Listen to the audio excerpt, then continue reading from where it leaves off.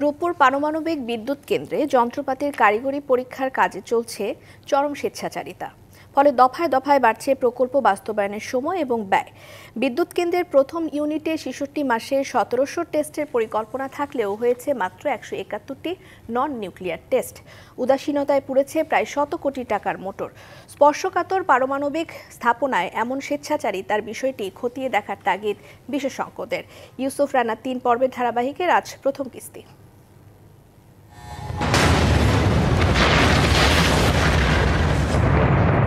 ১৯৮৬ সালের ২৬শে এপ্রিল তৎকালীন সোভিয়েত ইউনিয়নের ইউক্রেনের চেরনোবিল পারমাণবিক বিদ্যুৎ কেন্দ্রে যন্ত্রের একটি নিউক্লিয়ার টেস্ট করতে গিয়ে ঘটে ইতিহাসের সবচেয়ে ভয়াবহ দুর্ঘটনা। Japan Bangladesh joint venture company JBS holdings limited. আন্তর্জাতিক পরমাণু শক্তি সংস্থা আইইএর গাইডলাইন অনুযায়ী রূপপুর পারমাণবিক বিদ্যুৎ কেন্দ্র থেকে বিদ্যুৎ উৎপাদনের আগে করতে হবে এমন প্রায় ২০০০ নন নিউক্লিয়ার এবং নিউক্লিয়ার টেস্ট।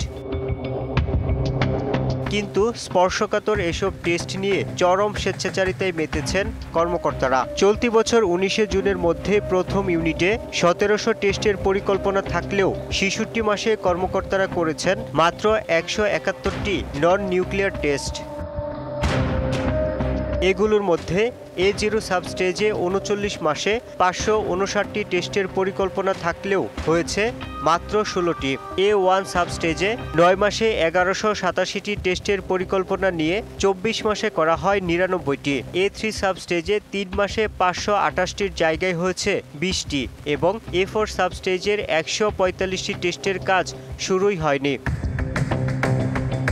ইচ্ছেমতো শিডিউল পরিবর্তন করেছেন কর্মকর্তারা।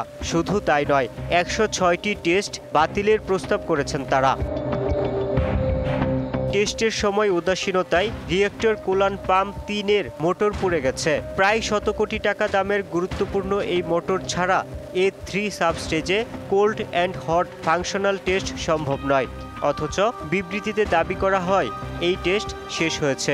রোসাটম তো একটা ঐতিহ্যবাহী কোম্পানি ইন্টারন্যাশনাল, তারা কিভাবে অ্যালাউ করলো এর জন্য অব্যবস্থাপনা? বিশ্লেষকরা বলছেন পারমাণবিক বিদ্যুৎ কেন্দ্রে সামান্য অবহেলা বড় দুর্ঘটনার কারণ হতে পারে। এত বড় একটা প্রকল্পে এই কয়েকজন লোকের মাধ্যমে পরিচালিত হওয়া এবং এটার সাথে কোনো তথ্য উপাত্ত এটা বিশ্লেষণ, কারণ এটার সাথে যে আরো টেকসই করার জন্য যে টেকনোলজি ট্রান্সফারের বিষয়, জানানোর বিষয়, সেফটির কথা যেটা বললেন, তো এগুলো তো খুবই গুরুত্বপূর্ণ। এর দায়টা তো আসলে কয়েকজন লোকের কি নিতে হবে। এই গতিতে কাজ চললে আরো প্রায় ১৭০০ নিউক্লিয়ার এবং নন নিউক্লিয়ার টেস্ট শেষ করতে কত সময় লাগবে সেই প্রশ্নও তুলেছেন তিনি।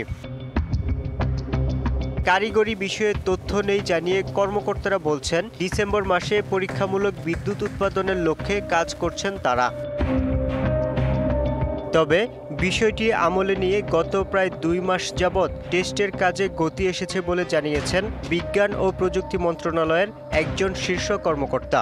টেকনিক্যাল বিষয়টা আমি বলতে পারছি না, তবে ডিসেম্বরের মধ্যে শুরু হবে, সেরকম প্রোগ্রাম নিয়ে আমরা আগাচ্ছি। রূপপুর নিয়ে কথা বলতে নারাজ এই কেন্দ্রের নির্মাণের দায়িত্বে থাকা বিজ্ঞান ও প্রযুক্তি মন্ত্রণালয়ের উপদেষ্টা। Yusuf Rana, DBC news, Dhaka.